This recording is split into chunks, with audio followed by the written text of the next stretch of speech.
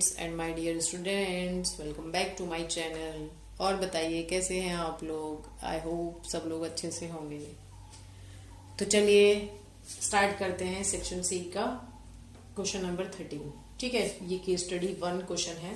Question इस तरह से दिया है आपको, बहुत लंबा क्वेश्चन है, मैं थोड़ा जल्दी पढ़ देती हूँ, आप एक बार उसको डिटेल में पढ़ लीजिएगा। Trigonometry in the form of triangulation forms the basis of navigation whether it is by land, sea or air. GPS and radio navigation system helps to locate our position on earth with the help of satellites। मतलब ये कह रहे हैं कि trigonometry का generally हम क्या करते हैं, जीपीएस रेडियो नेविगेशन में कोई भी पोजीशन लोकेट करनी हो तो हम सैटेलाइट्स के थ्रू इसको कर सकते हैं, इसलिए हम इसका यूज करते हैं। तो देखिए हमें क्वेश्चन क्या गिवन है, एक गार्ड है, ठीक है, जो कि एक टावर के ऊपर खड़ा है। ये टावर सपोज हमने ए बी ले लिया और यहाँ पर एक गार्ड खड़ा हुआ है। ठीक है, सपोज यहाँ पर एक गार्ड खड़ा है, ठीक है, और यहां से ये देख रहा है कि एक बोट आ रही है इसकी तरफ। यहाँ पर नीचे सी है, ठीक है, ये आपका सी दिखा रखा है यहाँ पे ऐसे। यहाँ पर एक बोट आ रही है, तो ये देख रहा है कि ये एंगल जो है, एंगल ऑफ डिप्रेशन जो बना रहा है वो कितना है,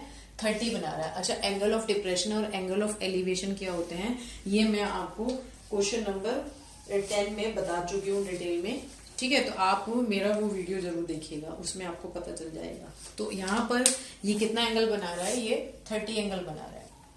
अब आपको क्या फाइंड आउट करना है कि इस बोर्ड से इस टावर, ये जो टावर है इसके बीच की जो डिस्टेंस है वो कितनी होगी, ये इन्होंने इसमें पूछा है। तो फर्स्ट क्वेश्चन में, फर्स्ट पार्ट में इसके इन्होंने बोला है कि आप एक इसका फिगर बनाइए, तो आप ऐसा एक फिगर बनाइएगा और उसके बाद ये कह रहे हैं कि इसकी आपको फुट की जो और इस बोट के बीच की जो डिस्टेंस है वो फाइंड आउट करनी है। ठीक है, तो जो हमें गिवन है हमने यहाँ लिख दिया। Let us suppose that A B is a tower and given that a guard standing on the top of A B make an angle of depression P A Q. मैंने ये क्यू है point यहाँ पे, तो P A Q आपको 30 given है।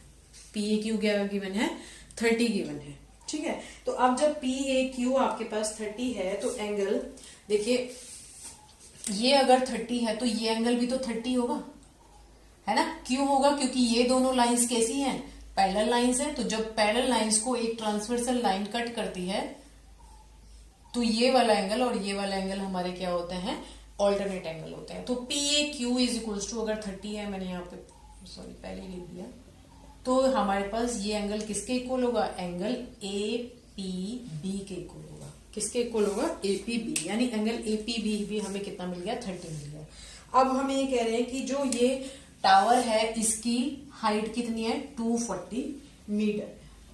ठीक है, तो देखिए अब हम यहाँ पर क्या कर सकते हैं, हमें एक एंगल गिवन है, हाइट गिवन है, हमें बेस निकालना है ना। तो यहाँ पे आप क्या करिए, in triangle A P B हम क्या करेंगे, 1030 इक्वल टू क्या लगा देंगे, A B upon P B. ठीक है, 1030 इक्वल्स टू क्या होता है, परपेंडिकुलर अपॉन बेस। तो परपेंडिकुलर हमें कितना गिवन है, 240, और पी भी हमें फाइंड आउट करना है। ये चीज हमें क्या करनी है, फाइंड आउट करनी है। 1030 की वैल्यू क्या होती है, एक बार फिर से बोल देती हूँ, सारी ट्रिग्नोमेट्रिक वैल्यूज आप लर्न कर लीजिएगा। ठीक है, अगर लर्न नहीं की, गलत लिख दी तो पूरा क्वेश्चन गलत। ठीक है, तो 1030 की वैल्यू होती है 1/√3 equals to 240 upon P B. तो पी बी आपके पास क्या आ जाएगा, ये पी बी इसके साथ मल्टीप्लाई हो गया, √3 इसके साथ, तो ये आ गया 240√3। ये क्या आ गई है, ये आ गई है distance between boat and tower, आ गई। अब इन्होंने सेकंड क्वेश्चन में क्या पूछा है, सेकंड क्वेश्चन में ये कह रहे हैं कि 10 मिनट बाद गार्ड ने ऑब्जर्व किया कि जो बोट है ना, वो उसकी जो डिस्टेंस 240√3 थी ना, ये वाली जो डिस्टेंस है वो रिड्यूस हो गई कितनी, 240√3 - 1, इतनी रिड्यूस हो गई। ठीक है, तो अब ये कह रहे हैं कि अब एंगल ऑफ डिप्रेशन कितना हो गया। ठीक है, इसको मैं थोड़ा सा इरेज कर देती हूँ, फिर बताती हूँ आगे। तो देखिए मैंने उसको डिलीट कर दिया और अब देखिए हमारा क्वेश्चन क्या बन गया है। अब ये कह रहे हैं कि जो बोट थी, है ना, वो 240√3 माइनस डिस्टेंस और चल चुकी है, इतनी रिड्यूस हो गई है ना। तो यानी ये वाली जो डिस्टेंस थी, इसमें से अगर इसे माइनस कर देंगे तो वो अब यहाँ पर आ गई। ठीक है, अब ये कह रहे हैं कि ये जो थीटा मैंने यहाँ पर बनाया है, ये थीटा एंगल अब हमें फाइंड आउट करना है। तो मैंने यहाँ पे लिख दिया now the distance P B, ये वाली जो पी बी डिस्टेंस है from tower A B is reduced 240√3 -1। ये मतलब इतना ये आगे आ गई। तो अब हमें ये वाली जो डिस्टेंस है क्यू बी, ये कितनी मिल जाएगी? क्यू बी जो है वो P B minus P Q हो जाएगा, यानी 240√3 - 240√3 -1 हो जाएगी। अब इसे आप सॉल्व करेंगे तो आपके पास ये कितना आ जाएगा? ये आ जाएगा 240√3 - 240√3 इस 240√3 की √3 से मल्टीप्लाई और माइनस माइनस प्लस और 240 की +1 से मल्टीप्लाई तो 240। तो ये तो हो गए आपस में कैंसिल, तो कितनी आ गई ये वैल्यू? 240 आ गई। तो अब आप क्या करें? इन ट्राइंगल, अब आप ट्राइंगल कौन सा उठाएंगे? A Q B. In triangle A Q B tan theta, क्योंकि अब हमें एंगल तो पता नहीं, एंगल ही हमें निकालना है। tan theta equals to A B upon Q B हो जाएगा। तो ए बी आपका कितना है? 240। क्यू बी भी कितना आया? 240 आया। 240 से 240 कैंसिल, कितना आ गया? 1 वैल्यू कौन से एंगल पर होती थी 10 में? 45 पर। ये बेटा आपको ना एकदम से याद होगी ना, तभी आप, नहीं तो आप सोचते ही रह जाओगे और टाइम वेस्ट होगा। तो इसलिए इसीलिए मैं बार बार आपको फोर्स कर रही हूँ कि ये वैल्यू जरूर नोट कर लेना। देयरफॉर ठीक है, एंगल ऑफ डिप्रेशन हमारा कितना आ जाएगा? Angle of depression theta equals to 45 degree. ये हो गया केस स्टडी 1 का क्वेश्चन। ठीक है, चलिए नेक्स्ट क्वेश्चन भी देख लेते हैं, इसका केस स्टडी 2 भी देख लेते हैं, उस क्वेश्चन में हमें क्या निकालना है। तो देखिए नेक्स्ट केस स्टडी 2 यानी क्वेश्चन नंबर 14 देख लेते हैं हम। क्वेश्चन नंबर 14 में हमें क्या कह रहे हैं, आगे का जो है वो आप पढ़ लीजिएगा। क्वेश्चन है Nitesh wants to participate in the push-up challenge. He can currently make 3000 push-ups in 1 hour, but he wants to achieve a target of 3900 push-ups in 1 hour, for which he practices regularly. With each day of practice, he is able to make 5 more push-ups in 1 hour as compared to the previous day. मतलब overall question में क्या बोलना चाह रहे हैं ये कि given that Nitesh currently makes 3000 pushups in 1 hour and daily he increase 5 more pushups. हर दिन वो 5-5 बढ़ाता जा रहा है।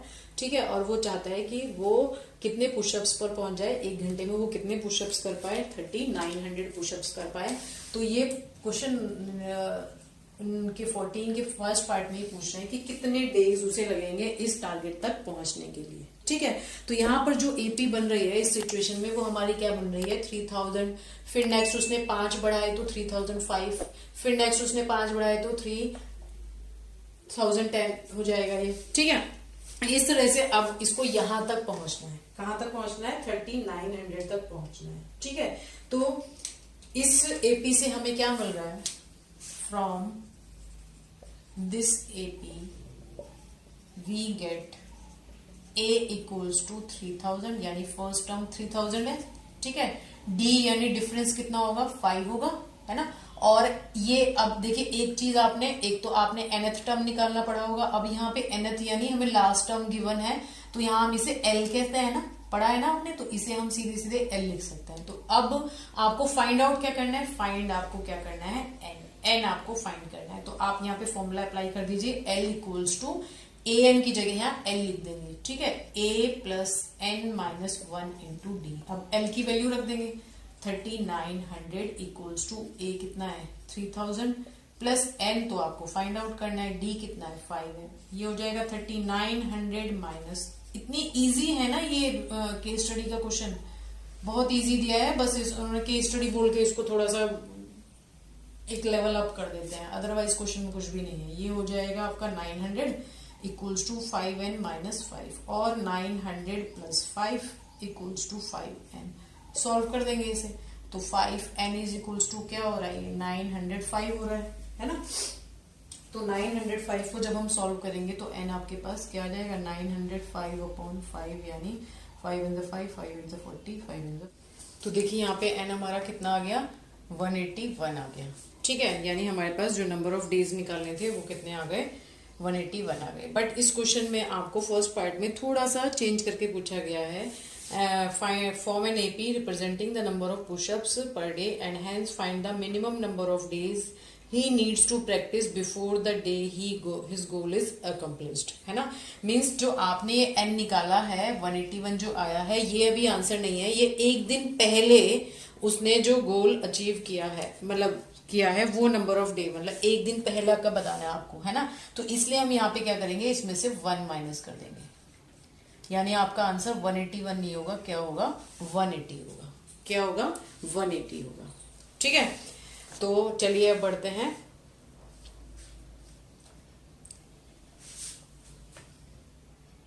तो देखिए अब इसके सेकंड पार्ट में क्या पूछा गया है, find the total number of pushups perform by Nitesh up to the day his goal is achieved, है ना। अब वहां पर तो देखिए फर्स्ट में इन्होंने पूछा था practice number of days he needs to practise before the day his goal is achieved. ठीक है, यहाँ पर इन्होंने पूछा है up to the day his goal is achieved. तो यहाँ पर हम एन तो क्या लेके चलेंगे, एन हम क्या लेके चलेंगे 181 ही लेके चलेंगे। अब टोटल नंबर ऑफ पुशअप्स निकालना है, इट मीन्स अब हमें इसे क्या करना है, इसका सम फाइंड आउट करना है। क्या करना है, सम फाइंड आउट करना है। तो इसके लिए हम क्या फॉर्मूला यूज करते हैं, S is equals to n by 2a plus n minus 1 into d.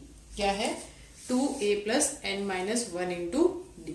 ठीक है, अब आप इसमें क्या करेंगे, वैल्यूज रख देंगे। तो ये हो जाएगा 181 by 2 into 3000 plus 181 minus 1 into 5।